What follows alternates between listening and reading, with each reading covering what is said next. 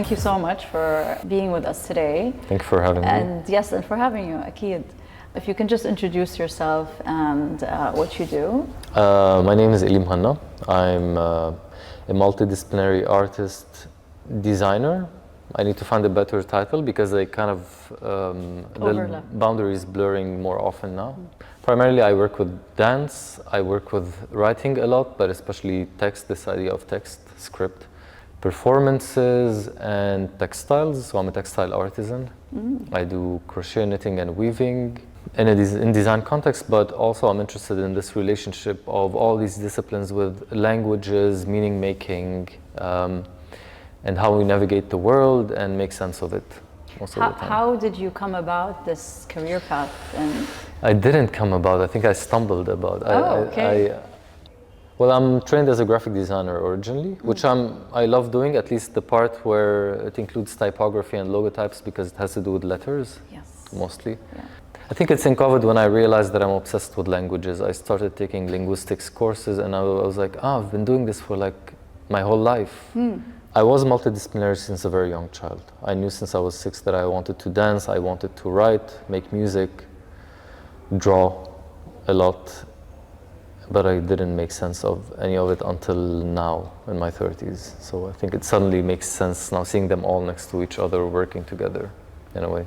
And they all kind of lined up, you know, the language. So when you say language, how many languages did you end up learning, or do you know right now? I would say the regulars, English, French, Arabic. Even though I'm English educated, I was good at French in school. I still read, write in French and even speak as much as I can because I think I was interested in languages since I was young. I tried to learn a bit of random languages, like not so random actually, like Farsi, Syriac, Greek, and Armenian. I could say it's because of, you know, these cultures coexisting in Lebanon. Like, you know, like Greek Orthodox because it's my mother's family, and Byzantine chanting, and then Armenia. You're in the right location to kind of pick up and it's perfect. I tried to study them online also. I even studied Eastern Armenian for 3 years. Never really became advanced with any of them, but I kind of recognize the patterns. I think that's what I like. I think knitting does that also. Like learning textiles really rewires the brain to kind of catch the patterns within the structures of languages in a way. So what do you mean by textile in response to the design? So can you just talk us through it? Well, I'm an artisan, so I work with my hands mostly. Yeah. It does help a lot to shift from hand knitting and hand weaving to machine knitting and weaving, because once you work with your hands, you really like swallow the logic of it, the language, what I call the language of textiles. Because it's like, especially with knitting, you have like these, in language we call them discrete infinity, so which are the alphabet. In knitting you have knitting and purling, so 2 letters. This is why it's binary, it's like 1 and 0, and you alternate infinitely almost. That's why it's very binary. It's machine. You can do it by machine. In crochet, you cannot do that. It cannot be done by machine because you have like 300 something basic stitches. So I'm interested in hand made textiles. Even though it's slower, I still don't understand where to situate this. I like making products with this, but they take infinite amounts of times.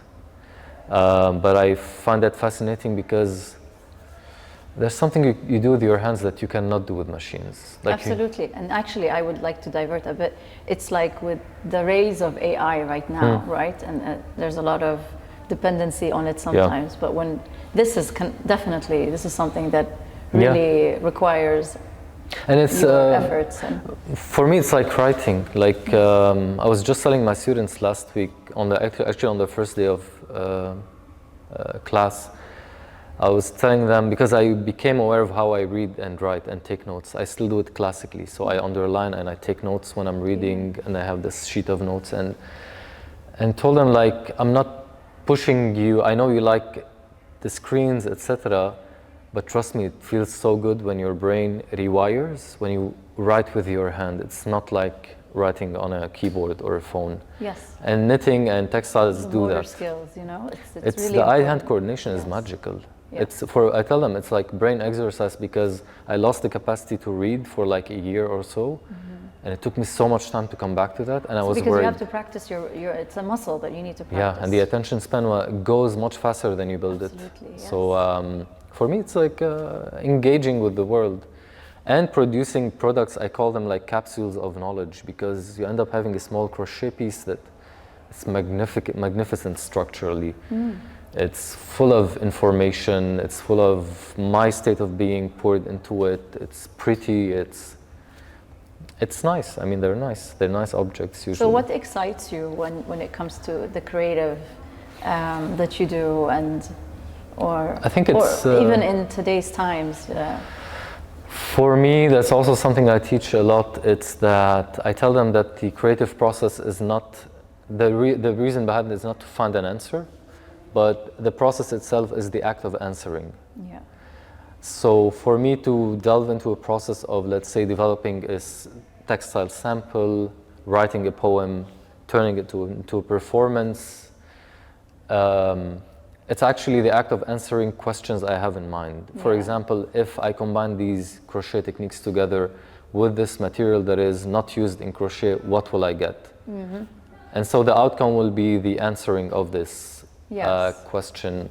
Or in poetry, it's like, I feel something, I'm not okay with what I'm witnessing right now. How can I make sense of reality? And so I start writing it's an act of answering, it's not an answer, in fact. So I feel like you like to challenge yourself in that sense. In a way, it's exhausting, unnecessarily. And that's why I'm not sure it's practical, especially with textiles. Maybe practicality. Yeah, that's why I'm still finding like how to situate it, because a piece that takes like 1 week to be done, you know, this whole idea of sustainability and working with the hands becomes really a luxury, even though I don't want it to be that. Yeah. So it becomes really problematic. Like, what is sustainability? Is it really accessible? Is it really located in our everyday lives, or is it something that is just for those who can afford it? Because really, I mean, to afford something that takes a week and a half, even to do it is it's a time. It's a stretch. Yeah. Well, how do you feel with the creative economy like with how things are evolving right now? In the scene in general, you mean? Well, let's start with Beirut. I think, I mean, the reason why I love it here is because I find it so full of, it's abundant with life. It's, regardless of what the outcome is, regardless that there's a lot coming out, sometimes I feel a lot has prematurely come out. Nevertheless, it's very legitimate. The energy is there, the need to actually make sense of things and pour things out and create things and make it's just magnificent how, I don't know, how located that is in our existence. And just that, I mean, living for us is like almost like creating constantly. Every day. Every day. With the changes that are happening around you. Yeah, it's like a creation machine almost. حدا بيعلق على كهرباء حدا تاني.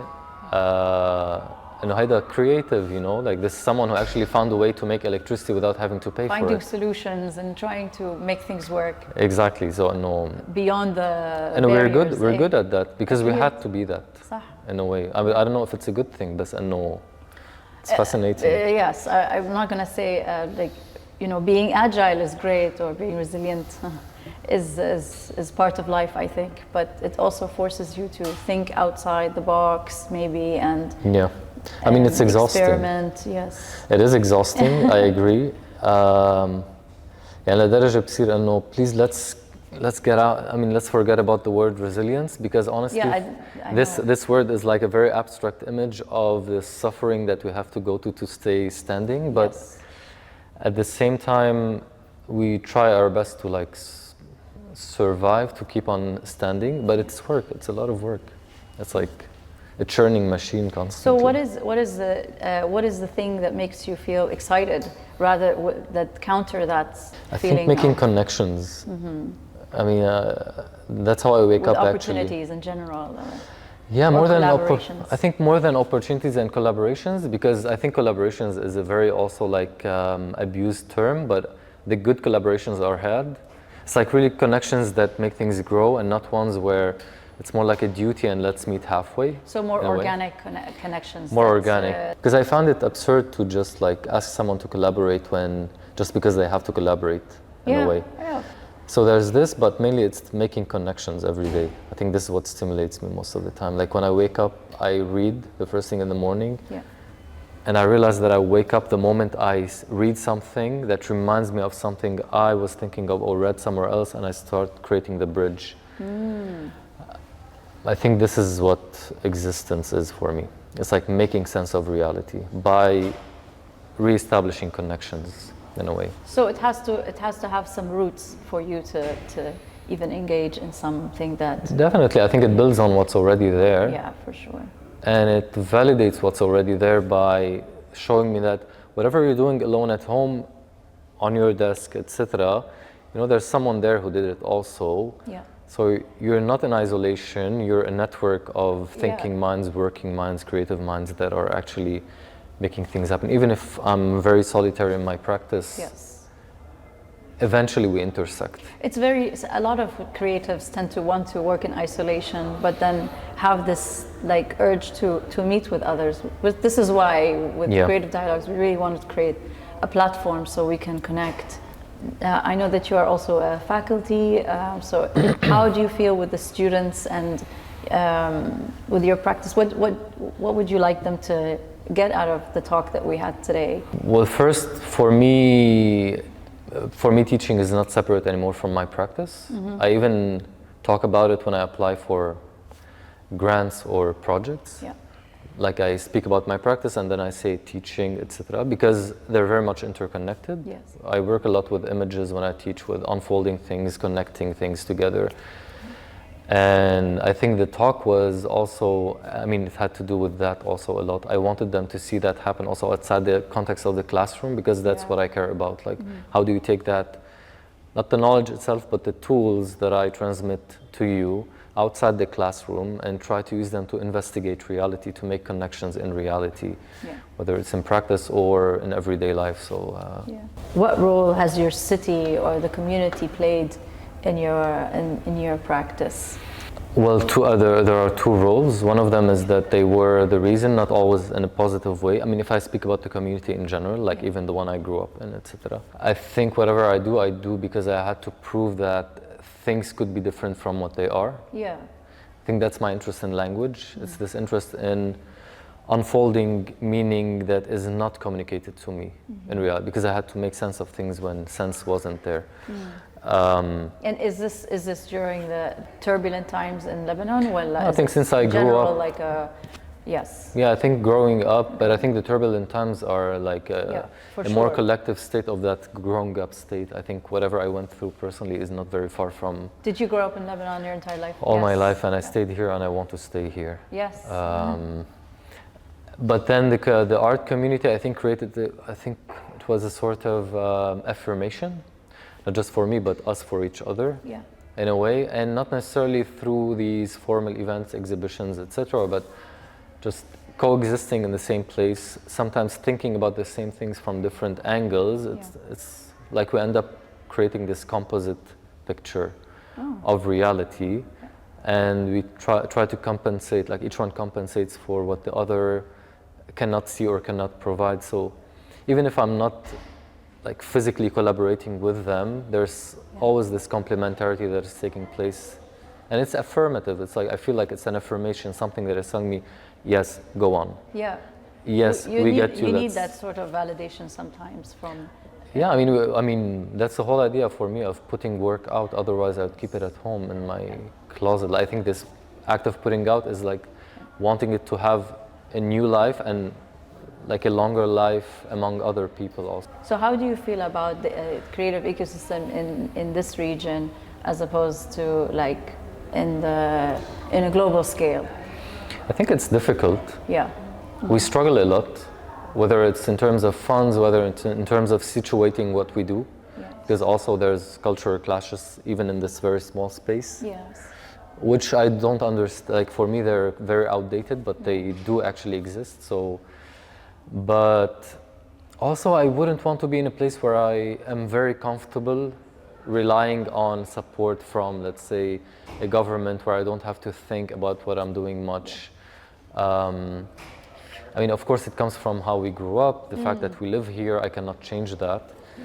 But I wish it were a bit easier, but I also don't want it to be like the way it is in the world. Yeah. I think we have to invent certain structures that make it sustainable. And every region has its own way of, dealing with the situation, so we cannot implement anybody's. Very, very true. I mean, but we need to find, I think this is the only issue I find here, is that we need more sustainable measures. Yes. Because, I mean, you can get a fund once, but then how will the practice sustain itself?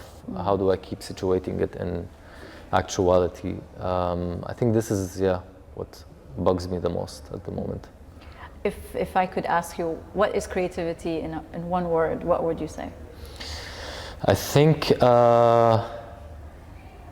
inventing meaning, making sense of reality, and transforming it accordingly, even if virtually, not physically. But I mean, it's really like transforming reality playfully while sometimes inventing meanings that weren't there, or doesn't have to make sense. Subverting them, or So is dance a way of releasing and unfolding as well? In a way, I think I'm too stiff with dance. I should stop calling myself a dancer. But put you to the test. But I love the relationship between dance and, I think, writing and language. It unfolds for me. I think it's more related to psychoanalysis and this, what I would like to speculate as being the origin of speech, writing, language, like in a child or in prehistoric humans. But no, I don't think I'm a fluent dancer. I don't think. I mean, I could be, but I think I'm too much in my head than in my body. You need to disassociate and just. Which I do, but I think I'm too obsessed with structures and the underlying structures of things that I can't. When someone tells me to improvise, I'm like, but give me prompts. Yes. I mean, improvise, I can flow all day. Everyone can flow all day. Some sort of guidelines. But then what if I'm putting it on stage? What am I showing? What am I saying? That's where prompts come in, to kind of like guide, even if it's an improvisation, it guides it. It kind of ends up saying something, even if it's not spoon-fed or said in words. So it goes back to the context of it, that you need. Context, and also like I'm getting people to sit in front of me, which I've done a few times, to watch me for half an hour do something. Why the hell? What do I want to tell them? So what is the message, Exactly, and sometimes I'd look at the performance after I've done it, like on video, I'm like, they actually sat and watched this? Because it would be too philosophical at times, but it's open for interpretation. Exactly, and we build on it. I mean, it's an organic process. I mean, it's not like you do a performance and then you get applaud and then you move on. It's like you take it, you build on it, you change you. Yes, you make something else out of it. You change, it changes with you. I mean, I think this is what art should be. I can't look at it as a job where I just mark. That's how you kill it, I think. Because I mean, it beats the purpose. If it's the act of answering, then there's no point in just getting answers and collecting them. I mean, we have to keep on answering constantly. So I don't know. I agree. I think we are done. If you want to add more. No, I think I spoke so much. I spoke too much. Thank you so much. Thank you very much. Yeah, it was a pleasure. Thank you.